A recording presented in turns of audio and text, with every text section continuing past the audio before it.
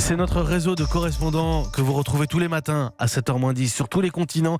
L'information telle qu'elle est vécue à l'étranger avec une question: qu'est-ce qui fait la une chez vous?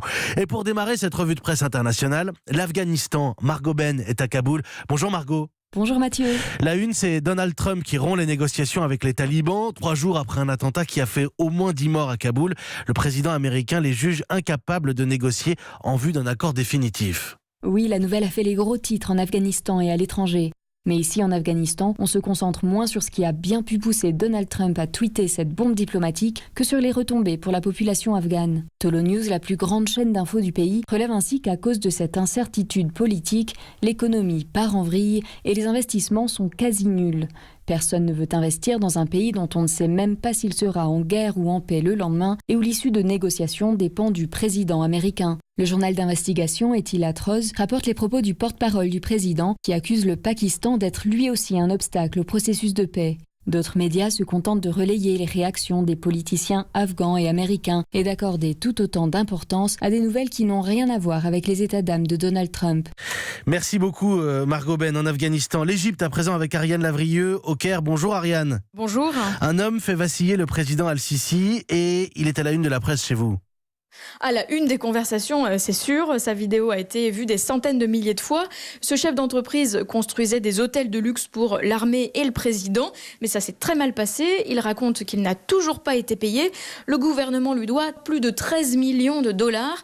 Cette histoire fait le buzz parce qu'elle est révélatrice du poids de l'armée qui impose de plus en plus sa loi aux entreprises. Alors beaucoup de médias arabophones, Al Jazeera, Al Arabi Al Jadid, Madame Asr, ont relayé ces accusations. Mais leurs sites internet sont bloqués en Égypte. Aucun journal égyptien autorisé n'a osé en parler, sauf de manière subtile, comme le quotidien privé Al-Shorouk, qui cite en une le Premier ministre égyptien ordonnant de payer les entreprises en temps et en heure. Mais il faut lire les autres médias de la région pour savoir que ce rebelle vit en ce moment en Espagne et va sans doute y rester car il vient d'être attaqué en justice pour haute trahison. Merci Ariane Lavrieux au Caire en Égypte. Nous partons à présent pour l'Albanie avec Ervin Bakou. Bonjour Ervin. Bonjour Mathieu. Je vais rappeler ce couac samedi soir évidemment, France-Albanie au Stade de France, et c'est l'hymne d'Andorre qui a été diffusé avant que le speaker ne s'excuse auprès des supporters arméniens. Ils étaient albanais, je le rappelle. Bref, excuse jusqu'au sommet de l'État hier. Et quelle a été la réaction des médias albanais après cet incident extrasportif ? Dans l'ensemble, la presse albanaise a jugé scandaleux ce qui s'est passé au Stade de France dans le match entre la France et l'Albanie. Pour le journal Panorama Sport, c'est un manque de respect envers le joueur albanais et les supporters albanais.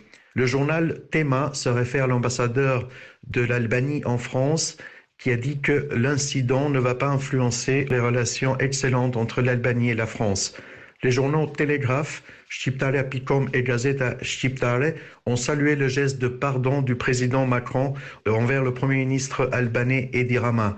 Ils ont salué aussi le geste des supporters français qui ont salué et applaudi l'hymne albanais.